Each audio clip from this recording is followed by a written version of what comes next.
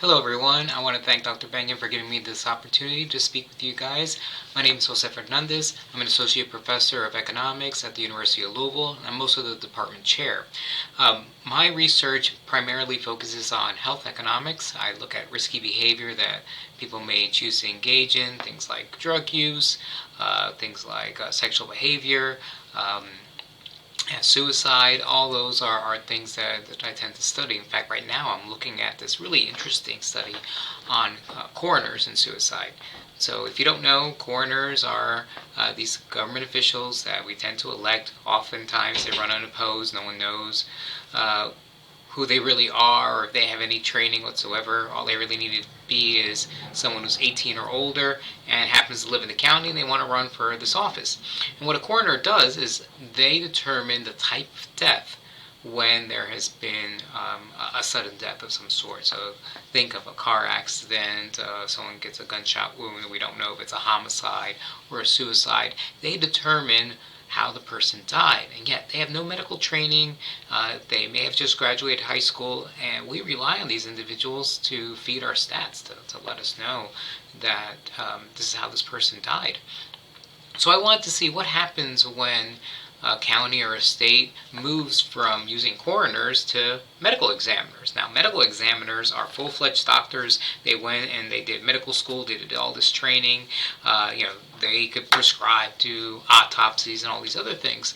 I wanted to see, was there a big difference in the number of suicides recorded simply by switching who determines what's a suicide, what's an accident? And the results were huge. What you tend to find is that coroners underestimate the number of suicides by somewhere between 12 to 16%. All right, so that's a huge number. That's saying that they're missing 10 to 16 suicides out of every 100. That's huge. So you might say, well, why would they do that? Well, coroners tend to work in really small counties. We're talking about counties of less than 40,000 people. So there's a good chance they know who the victim is or the family of the victim, and sometimes families don't want that type of information to get out.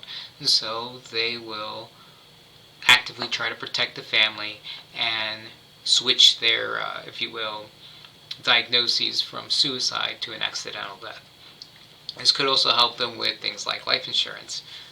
Some life insurances are null and void if you commit suicide, whereas others are full-fledged if it's an accidental death. So that's a little bit of what I do. I do work in other areas, some entrepreneurship for those more traditional things, but mainly I do health economics. Now, why did I like econ to begin with? I'll tell you a little story. I started off as pre-med, like a lot of college students do, and I went to this particular club called the American Medical Student Association Club.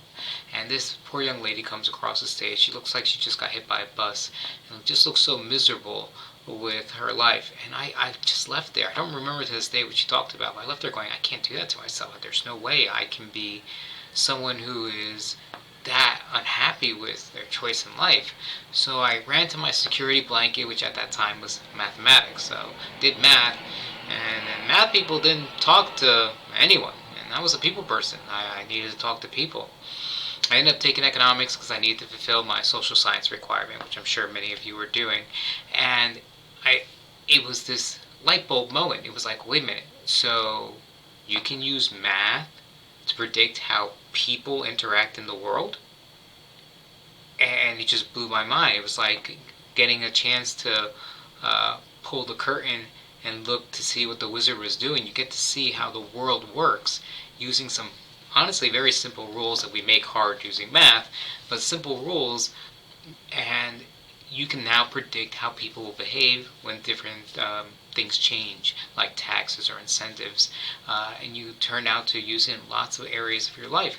And so economics for me was, if you will, this wonderful blessing and a nice way to marry two of my things, which was math and people watching. I got to put them together. I hope this helped you out a little bit to think a little bit more about economics and know that economics is more than just GDP and interest rates. It could be about meth labs, autism, and suicides. Not all together, though. Funny story at the end, I ended up marrying a doctor. Take care.